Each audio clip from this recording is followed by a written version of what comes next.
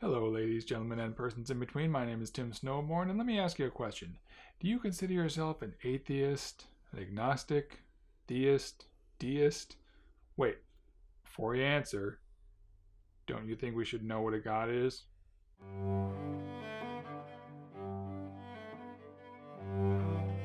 So this is something that I've been wondering about for some time now. I consider myself an agnostic. I lean toward believing in a god of some description, but maybe there isn't one. The evidence certainly seems to be on the atheist side. God, if there is one, is certainly well hidden, but then maybe that's the point. Part of the reason I consider myself an agnostic is because I don't think anyone really knows for sure what a god is. I think it's a word that's been kicked around and used and abused for millennia, and no one really knows what it means anymore. But before we can say if a god exists or doesn't, don't we kind of have to know what a god is? Don't we have to be able to define the central term? What must a god be able to do to qualify as a god? What are the criteria that we use to separate God from not God? How do we decide this was a god and this is not? If you define the word tiger as a large orange and white cat with black stripes, then yes, tigers exist. If you define the word tiger as a horse with wings and a horn sticking out of the middle of its forehead, then I would say that tigers do not exist. Now, one way of defining a word is by example, and if you point a picture of Yahweh and say that is what a god is, then yeah, I would have to agree that God probably doesn't exist. Now, when I first started pondering this question, it occurred to me that I should go around and ask people of different belief systems what they think the word God means.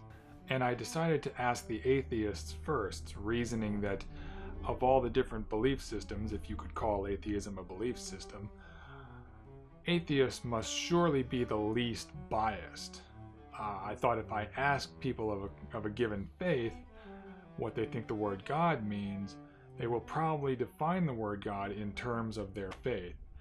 Like Christian, since I know the most about that religion, Christian might define God as well. All-powerful, omnipresent, all-knowing being who created the earth in 7 days and created a woman from a man's rib, and so forth. So I thought, I'll ask the atheists first because they're bound to be the least biased, right? Actually, I was wrong. I mean, maybe I should have asked more than one group of atheists, but the first group of atheists that I asked couldn't get past the idea that God doesn't exist. When I first posted the question, I was greeted by a chorus of, "But God doesn't exist, so how can you define it?" Really, guys? Come on, just because something doesn't exist doesn't mean you can't define it. Santa Claus doesn't exist, but I'm pretty sure we're all agreed he's a jolly old fat guy with an epic beard who flies around the world giving presents to all the good kids every December 25th. Pegacorns don't exist, but I'm pretty sure we're all agreed that a pegacorn is a horse with wings and a horn growing out of its forehead, right?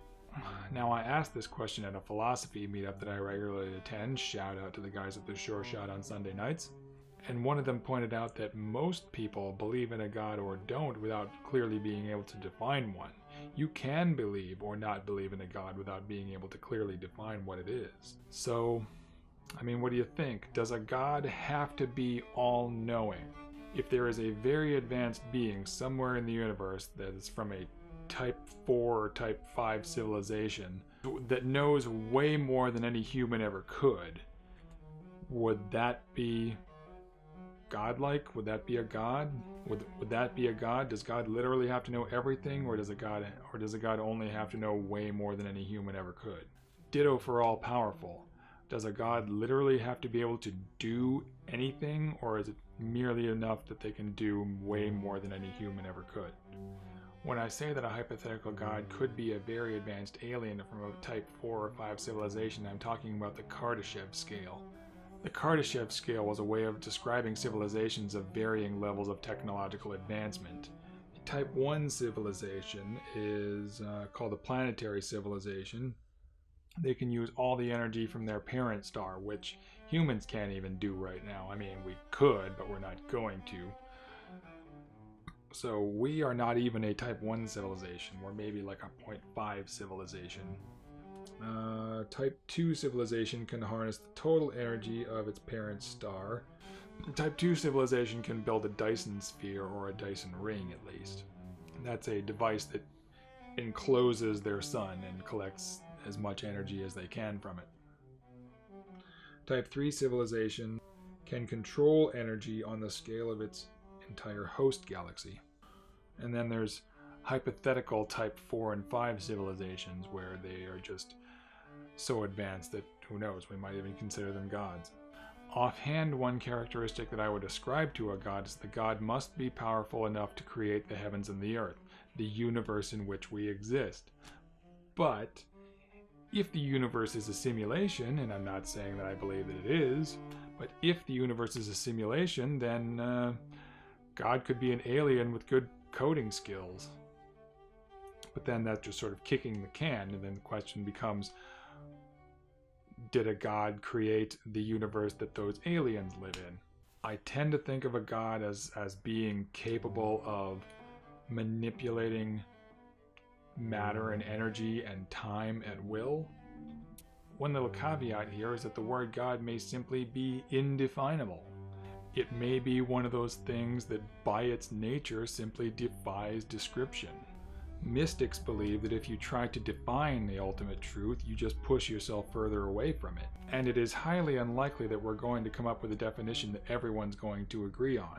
Still, I, like most of you, am a child of the Enlightenment and have this Aristotelian need to define and classify things.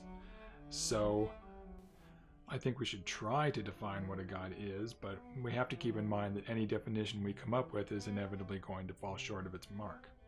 I have no definition that I am building off of. I'm not going to give you a definition that I believe in because I don't really have one. Just sort of a vague idea of what a god is, like probably most of you.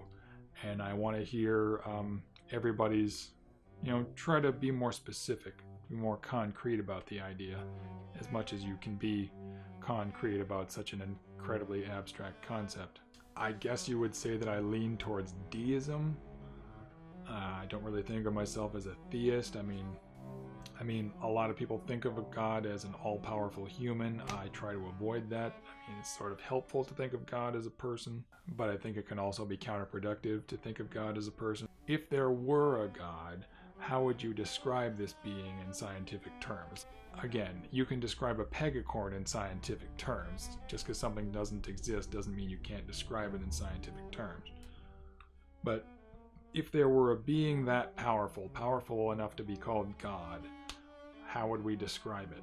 Think about all the different things we use the word God to describe. Eminem called himself a rap god, whatever that is. Hindus seem to have a god for everything and situation, so hell, maybe he is a rap god.